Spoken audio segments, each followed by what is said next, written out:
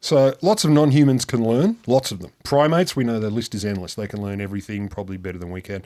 Dogs, ish, maybe not better. Primates, we know dogs, sniffer dogs, guide dogs, support dogs, people, chess. No chess. Crows are famous for solving problems and using tools, getting a piece of meat out of a milk bottle with tweezers. There was a cow, I told a story about that, with a Swiss cow that used a broom handle as a back scratcher. That's pretty impressive. And look, I'm okay with all this. I'm okay with hearing about animals using tools, except when the animals are, things I like to eat, because then I feel bad about it. But this week I saw a study about non-humans learning something, and it really got me quite disturbed, because the creature was mosquitoes.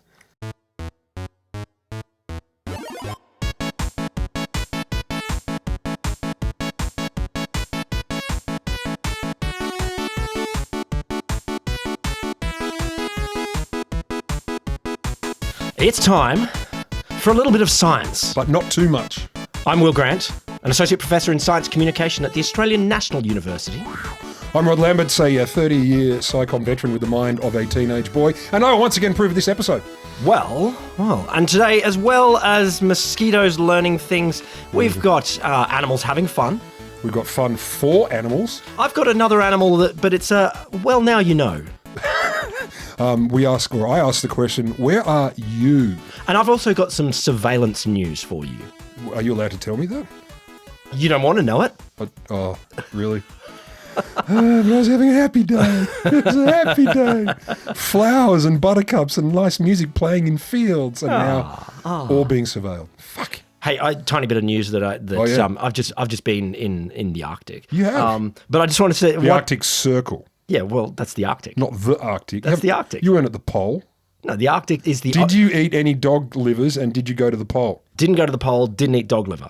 But the Arctic is the Arctic Circle or the Arctic Ocean. They're the two things that are Arctic, and I was in both of them. You were in the ocean? Yes, I was. In my Speedos. In my Speedos. You did the dip? Yeah, I did the dip. And your whole body, or just the dip? No, my whole body. Yeah, no, I was just going to give you another tiny bit of science news that is both that combination of depressing and not depressing. Fantastic. And someone was telling me, do you know there's a lot more flowers in Antarctica these days? And I'm like, sweet. Yeah. Yay. And you can get a good tan. You're like, I don't want to. A lot more flowers. Mosquitoes are learning, are they? So, yeah. Look, technically, we know this. They kill more humans than any other non-human. Yeah, sure. But it's the things they carry. It's not like they're... Yeah, but they get blamed. Yeah. They get blamed. Yeah. And there's a reason for that. Because it's the things they carry, and they're not exactly discerning. So, but anyway, that means keeping them away from us really matters. Yes. You don't want a mosquito on you. So to find their blood meals, mosquitoes, they're strongly attracted to odours, physical cues emitted from warm-blooded hosts like us. So the odours are like carbon dioxide when we exhale it. Okay. Yep. Lactic acid in our sweat. Yeah. And there are weird, complex combinations of chemicals that are, specific to certain peoples or differ between people. So some people are more attractive to a mozzie than others. Everyone has known some people always get bitten and some people don't. Are you a bitten person? I've varied over the years. Oh. At the moment, I'm back in the, they'll eat me. I get bitten, but there's certainly other people get bitten way more than me. No, at the moment, although my house basically, if this was in sort of Southeast Asia, they'd tell me to burn everything because it's everything in there creates little cups of water for things to breed in. In fairness, luckily you're not in Southeast Asia for that effect. Yeah. But those diseases are coming. I always love those researchers who, they're testing mosquitoes and stuff. Like, I don't even know what they're doing. And they stick their arm into like a fish tank through a hole. Yeah. It looks like they're wearing a sleeve. Yeah, and it's like get bitten like literally 1,000 mosquitoes all at once. I was like, would you do that? No. Because the level of itch would drive me, I'd peel my own face off. You just suppress the noise. You're like, I do not feel. Suppress the noise. Noise I can do, but not the itch. So if you can avoid mozzies, you should, which means things like effective repellents. Pretty critical. And over the last 80 years, the winner's been DEET. Yeah, N-N-diethylmetatoluamide. DEET. DEET. Yeah, we've heard of DEET. Yeah, DEET. So it's cheap, it lasts for hours, it's been super useful for a very long time. But apparently we don't really know much about it, like how it works or why, which I think is fun. 80 years of it and they're still like, we know it works. But don't even know why. No, literally, they're kind of like, so is it blocking the odor of the host? Is it toxic or repellent to the mosquito? They're like, or other. Right. It's just like, it does stuff, so that's cool. And people don't seem to die instantly. Hooray! I know. Hooray! Like, for some reason, it works. So in 2008, there was a study that said it looks like it blocks the response of sensory neurons to the smell of hosts. So basically, it's probably confusing mosquitoes rather than repelling them. Yeah, okay. And they kind of go, oh, I can't smell right. Or smell anything here, or it's all weird here. Yeah, so maybe I'll go elsewhere where it's less weird. Yeah, okay. And a couple of years later, scientists found that some mosquitoes, just a little bit of them, they get exposed to DEET and they're insensitive, and that's heritable. So there is a certain biological response to DEET. We could, like, you spray some mosquito with the DEET directly. And there are some that go, is that all you got? Surely they're not going to breed then. Like, no, they do. Oh, they can actually pass that on. Each other, even though they'll be hungry.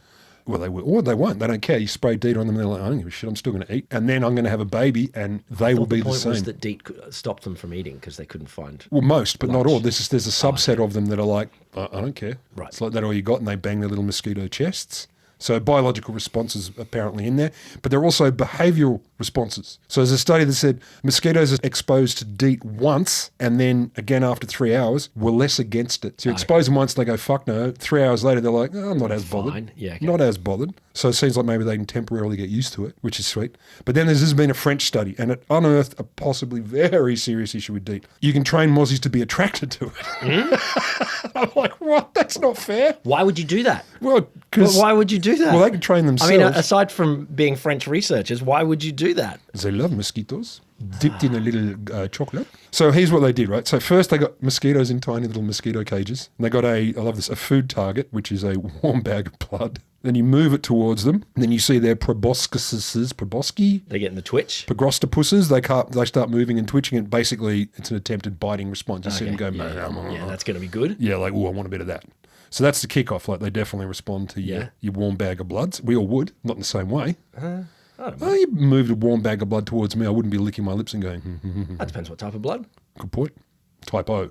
Universal. Everyone loves it.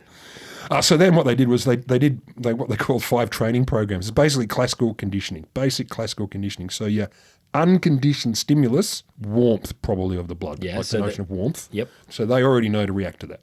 The conditioned stimulus is the DEET spray. Okay. And the reward is you get a bit of blood to scoff. Okay. So here's what they found. Mosquitoes that were exposed to DEET before being offered the bag of blood didn't want to go near it. Yeah. But those that had a squirt of DEET while they were already feeding on the blood, much more likely to go for DEET-encrusted stuff. They're taking this as a bit of a reward. Yeah, they've smelt the DEET. They've had what they're feeding. They smell DEET, and they're like, DEET means yum-yums, which is not great. What other animals, like of the dopey sort of animal, can you do this sort of classical conditioning on? There's 7. I mean, classically your dogs, classically your humans, but can you, how far down the... Clearly insects can you do worms? What are these? Arthroscopes. Yeah, exactly. Can you do this to bacteria? I haven't tried. Can you... But you probably could. I don't know. It sounds like something, it obviously goes a long way down the Trees? Intelligence. Yes. Trees will definitely move towards certain things if you pair them with a bell. But all that tree talking stuff, like maybe that's the next frontier. It's on like your wood wide web. Classical conditioning. Yes. It wouldn't surprise me. I mean, so this researcher you were talking about, sticking your whole arm in. So one researcher put their hands at risk. So they put both their hands in, your mosquito cage. One was covered in DEET and one was not after they'd been conditioned. 50% of the trained mosquitoes went for the hand that was covered in DEET, no problem. Yeah. 100% of the untrained ones didn't go anywhere near it. They only went to the clean hand. Okay. So there's a pretty strong kind of... So we can train them to not care about DEET, which again... Why would you? Well, I reckon you're going to accidentally be doing that somewhere. Of course and then that's going to get passed on. And I get that this is going to tell us things about how DEET might work a bit. Look, it's a concern. And look, the bottom line was, of course, at the end of it, they go, look, this is in lab conditions. We didn't do all these different concentrations of DEET, et cetera, et cetera, et cetera. But the implications of DEET potentially being disconnected from a mosquito going, no, I don't think that's great. I don't think it's great. I'm against. I'm against too. Yeah, thanks, science. All right. Well, I've got some more animal news for you. Fuck yeah. This is a very animal It's a very animal heavy. Yeah. Very animal heavy. Yours started with light. This one... There's some light animals here. This one comes from our friends at the Journal of Ecology and Evolution. They begin this article by saying, despite being well known for associating with a wide array of transient marine megafauna, sharks and shit, and big fish. Big fish. Yeah. The scope of and interactions underlying host relationships with remoras remain largely understudied. Are they the fishy eels? Sucker fish. They eat shit off big fish. Yeah, they're the sucker fish. Yeah. So there's a family, Echinidae. You don't have to tell me that. But we don't need to worry about that. We're No. often called remoras or suckerfish. So the key question is that, these suckerfish, they suck onto some sort of host, a manta ray or Yeah. a shark or something like that. Yeah. They go for a ride. They can cause damage to the host. Sure, they can because they link on with their mouths. they link on with their mouths. Their mouths have got like a little vacuumy tooth type situation, like a bit of vacuum and a bit of tooth. It's fair to say all good rides, you've got to hang on with your mouth. That's why I used to go to fun parks. Generally, the animal kingdom is much happier using their mouth for things than we are. They're less handish than us. Indeed. Yeah. I wonder if you had like opposable thumbs coming out of your mouth, they would do more. I used to when I was born, Yeah, indeed. and they said, take them or leave them. And my folks said, no, look, it's too early in our history to be able to. But, we know that they gain from it by getting food. They also, the fish themselves, they get taken to other places. I don't know if that's good or not, but they don't seem to mind that. Everyone likes to travel. The megafauna, the sharks, the manta rays, they gain by being a bit cleaned, but it's not quite clear how much they gain from being cleaned. And it's pretty clear they also do get a little bit injured. Right. And so researchers are wondering, how much is this, where does this sit on the spectrum between mutualism, where they're both benefiting equally or at least close to equally, or parasitism, where the host gets no benefits. And there's clearly lots of species out there. Yeah. But a particular team of researchers at the University of Miami wanted to investigate a little unknown behavior that might add a little fillip to the behaviors here. They have termed it cloacal diving. Fuck yes. So, utilizing opportunistic video and photographic evidence, this study documents remora entering manta ray cloacal openings, henceforth described as cloacal diving, in all three currently described species of manta ray. How many videos are there? Because I've seen cloacal open diving 1, 2, and 3. But I've heard 4 and 5 is where they really take off. They surveyed a bunch of information from drones. I don't know how drones would catch it, but anyway, scuba divers, free divers were used, and they went out and collected their own, and they looked around, what they can find on the open web. They don't have a whole lot. They have 7 examples of cloacal diving, which they said is a fair bit less than 1% of their total survey effort. So they're not saying cloacal diving is the most common thing, but they do have one video, and I just have to commend our listeners to watching this video because the remora, I'll just go with the description that they've got from the journal because it's a great bit of scientific language to describe something that I watched the video and I felt the same thing. You'd use different language? I suppose, is it for work or is it on the weekends? The key word that I would use here, I think, is absolutely. One observation of cloacal diving behaviour from July 13th, 2023 was caught on video, helps to provide some additional context. See video 1, says the journal article. In this observation, a free diver approached an adult and Atlantic manta ray from behind. Upon initial approach, that's where you're going to find it. A medium-sized remora was visible near the manta ray's pelvic fins. So it's swimming around already. Yeah. Once the diver passed into the vertical plane of the manta ray, so it's getting close, the diver is getting closer, right.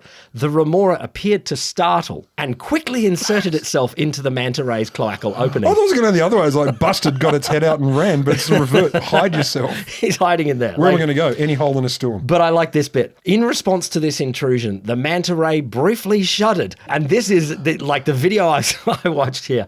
The manta ray definitely has the full shudder that you can imagine that you, listener, would feel if a remora went into your cloacal opening. Shuddering can be pro or con. It can be pro or con. Like let's call it an involuntary bodily response. We can.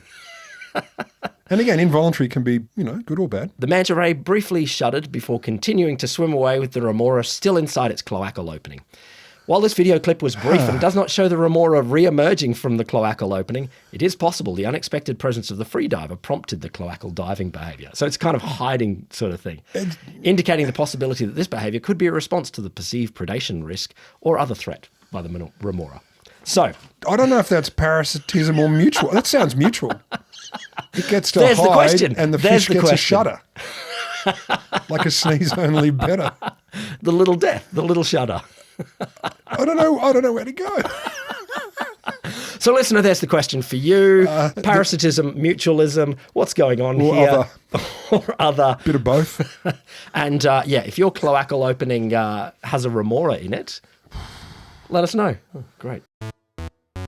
Well, I've got another, now we know about the animal kingdom for you that I hadn't pondered, but maybe our farmer friends had pondered. And, well, finally we've got an answer. And the question is, can cows tell us apart? From what? Us as individuals, us humans. Oh, not like human or telegraph pole. Yeah, That's no, like, human, that's human or grass. That one's going to feed me, that one won't. Can they tell the difference between us? You know, it's an important bit of research. Can cows discern between humans? But actually, to answer that question, this research took a little detour and went via a pathway that I wasn't expecting. Ooh. They got a bunch of cows. Yeah. The idea here is social recognition. You know, do animals recognize things in their environment? Do they recognize individuals? Do they have enough discernment? Surely they do. Yeah. Surely. In domesticated species, the long evolutionary history shared with humans has led to investigations into the ways different animals might recognize. And, you know, we clearly know some of our more friendly species, the dogs, can tell us apart. Absolutely. Although I did read a study once that said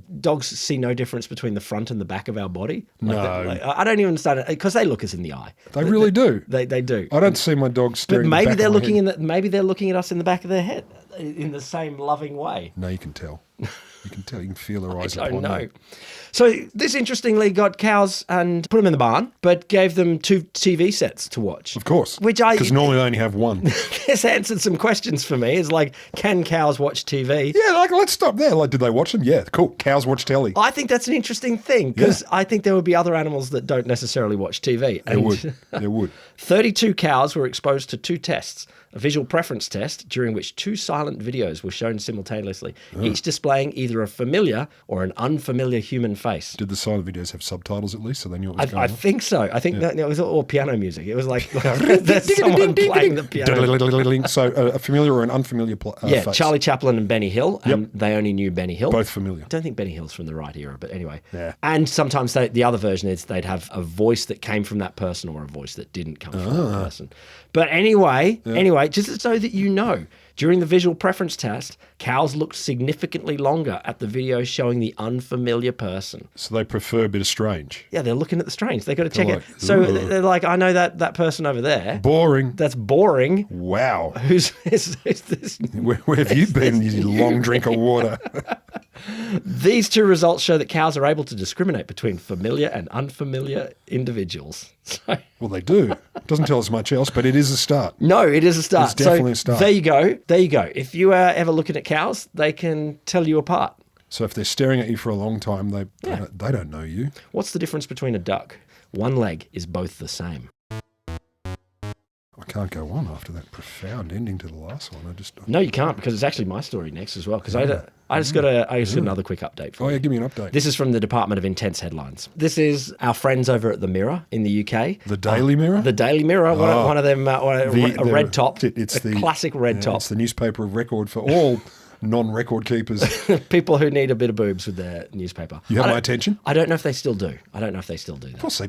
So just put in context, it is very tabloidy. But I just had to read this headline out because I couldn't resist it. Mutant super pig population spirals out of control in Fukushima nuclear fallout zone. I knew it!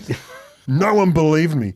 Mutant super pig population spirals out of control in the Fukushima region. In the Fukushima region. And so they...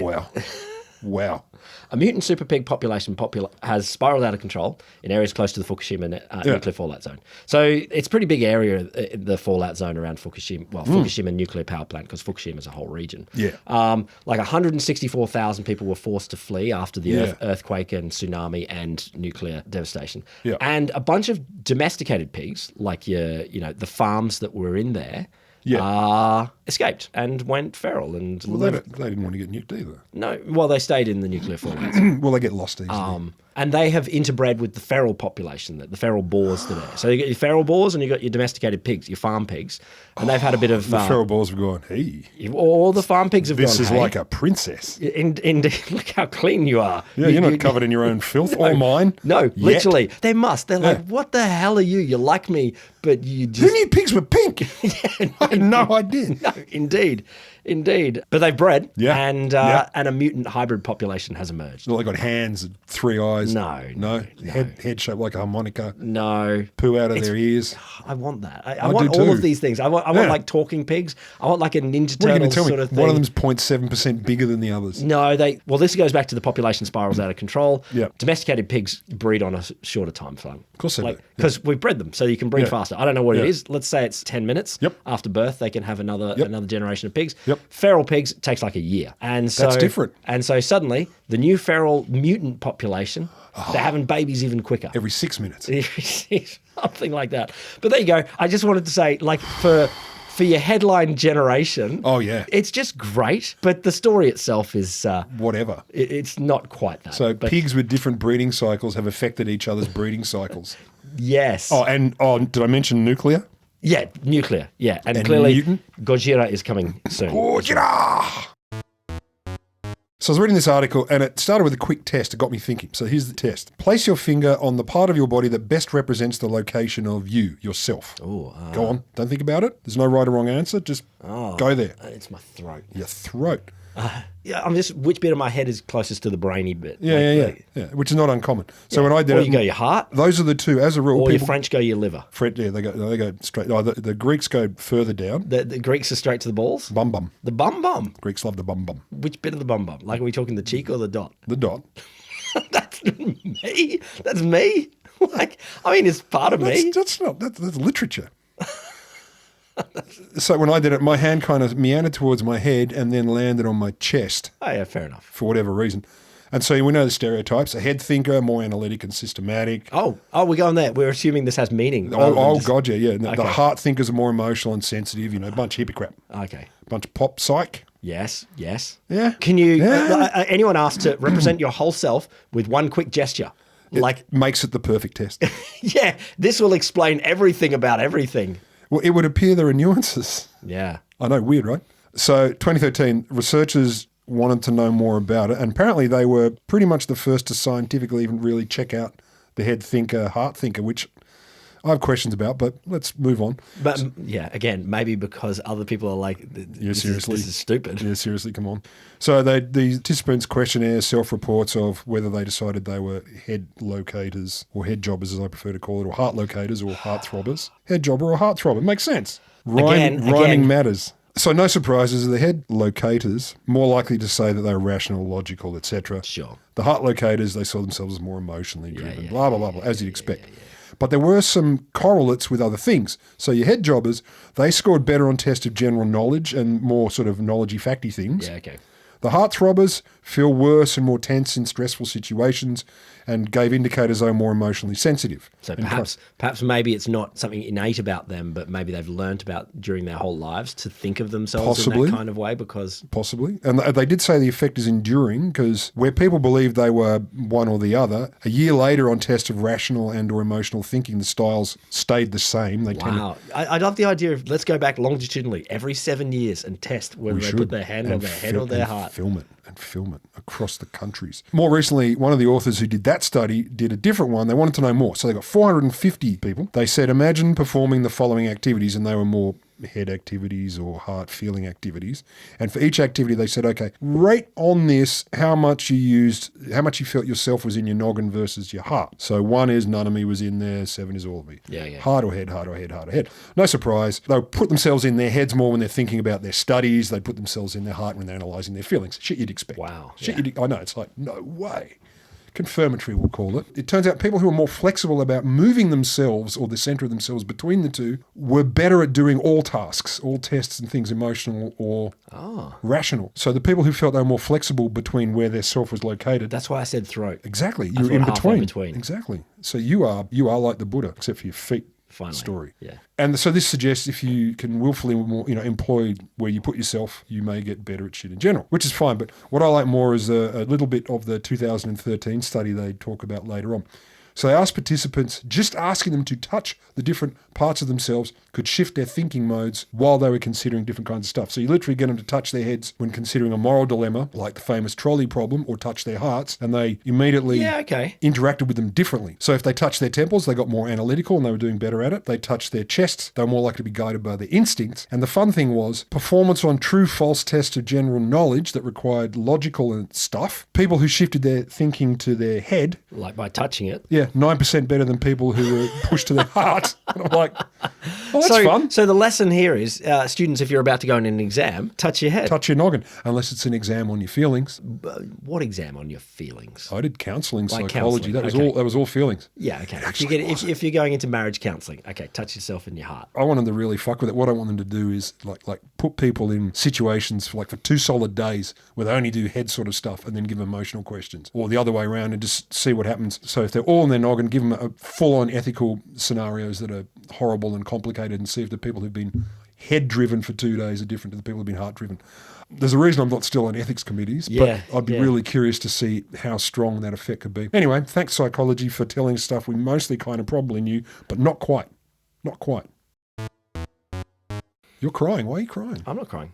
Do you like Wi-Fi? Do you remember, you had the internet that was plugged in internet into your that was my original internet. I remember first trying to use Wi-Fi when I went traveling. Oh, yeah. And the computer didn't come naturally with Wi-Fi. You had to add something. Add a card. Yeah, and the card was the size of a reasonable sized block of chocolate. You had to slide in this giant slot in the side of the computer to pick up Wi-Fi. And then I went to the Solomon Islands. I sat in this fancy hotel for the Solomons, getting ready to check my email. And you literally go, check email, go to the bar, order some snacks and a drink, come back, and one email would download. Yeah, wow. Okay. That was this century. It's amazing when you think about how rapidly faster and faster internet technology around the world Crazy. is. It's great. But also just that simple shift. And I know Wi-Fi and mobile internet are different technologies, related in our minds, but sort of different technologies. Yeah. But, being able to access the internet in a way that's not literally plugged by literal cables into the internet is a bit of a jump. And Wi-Fi was a huge part of that suddenly you can have a laptop and you can move around your house or move around different devices. And it's been a huge thing. Outside even, and just it sort of connects. Yeah. It's magic. Yeah. I wanted to just give you a little bit of a scary bit of news about Wi-Fi. I'm going to walk away sad, right? No, not really. You'll just go, well, fuck. Okay. Fucking bum. All right, make me sad. Okay, a group of scientists at the Karlsruhe Institute of Technology in Germany have found another use for Wi-Fi. Oh, cool. See, because our world is so saturated with Wi-Fi signals, they're all over the place. Like in most neighborhoods, you can pick up probably, depending if you're suburban or urban, you're picking up from 5 to 20 different Wi-Fi signals around. You can at least see them, if not interact with them. There's like a cloud of Wi-Fi all around us. Now, the conspiracy-minded people are like, okay, that's obviously doing things to us. That's not what I'm going to tell you about now. I assumed it was going to be far scarier than that. No, it's not. It's not far scarier. It's been known for a while that you can use Wi-Fi signals to do a bit of an architecture. Because Wi-Fi signals are blocked by different types of walls and things like that. Carved shapes in the landscape. You can get a feeling you can use the strength of the Wi-Fi signals in different places to work out, okay, what might be in the shape of a room, or if there's an outdoor environment or something like that. The shape of a wallet and car keys in someone's house. Don't tell me that. Not quite that. No, this one, they've gone, all right, but what about people? Oh, goody. So their result says using an AI system as well as the Wi-Fi, not only can you use this system to this is just using the regular Wi-Fi that's around. So literally, not even special. Not DARPA so Wi-Fi. literally, this could be done with the existing technology in your house. So they're probably doing it to us right now? Possibly. Not only recognize people as in lumps of meat, but individual people. Like we can literally know where individual people, if we know their signal from a Wi-Fi before. So they tried a bunch of different things. People walking in different ways. They got 197 participants. And they got them walking in different ways, standing in different ways, sitting in different ways, all sorts of stuff like that. And with nearly 100% accuracy, it was able to identify. So you could foil gate analysis, but not Wi-Fi mapping. No, it knows who you are. And the body's, clearly people are moving around. So it's not like I can identify this person in exactly that pose. Yeah. No, it can identify you based on, so the Wi-Fi signal moving through your body, getting distorted by your body. The AI system can use the data that is coming in at the other end. So basically it's from White Caucasian, 6'1". No. Oh, that's Will. Rod. Yeah. Like it can go, I can see that lump of flesh is Will, that lump of flesh is Rod. Great.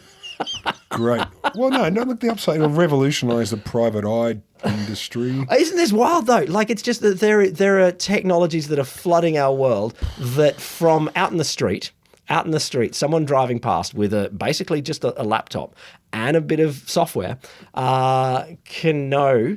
First of all, it can know the people in the building, but if it's gone through those people before, then it can identify which particular people are there. So the closest hope I have for this, I read a sci-fi novel a ways back. It might have been like a weird Arthur C. Clarke or something. They'd found the ability to make really tiny wormholes through which you could observe stuff. Oh, yeah. And they got to the point where they could be anywhere and any when. And so once they first invented them and they realised what they were, they looked sort of around the room and waved because they knew from that point forward infinity people could be looking back at them. But it turned out basically that was the end of privacy. All privacy forever. And it changed the way people behaved. So instead of getting more sinister, it just meant people gave less of a shit. Maybe they might. But it does suggest this is a technology that, this is rudimentary.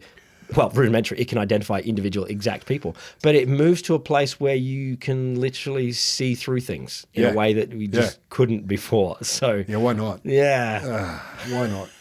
But again, I hope it'll normalise and we won't care anymore. Oh, no, people don't care because it's too tiring to care. Yeah, you got to give up, exactly. It's too tiring.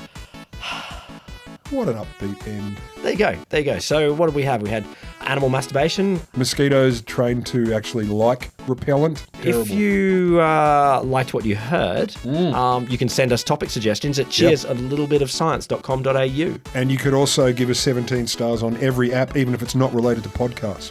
Oh.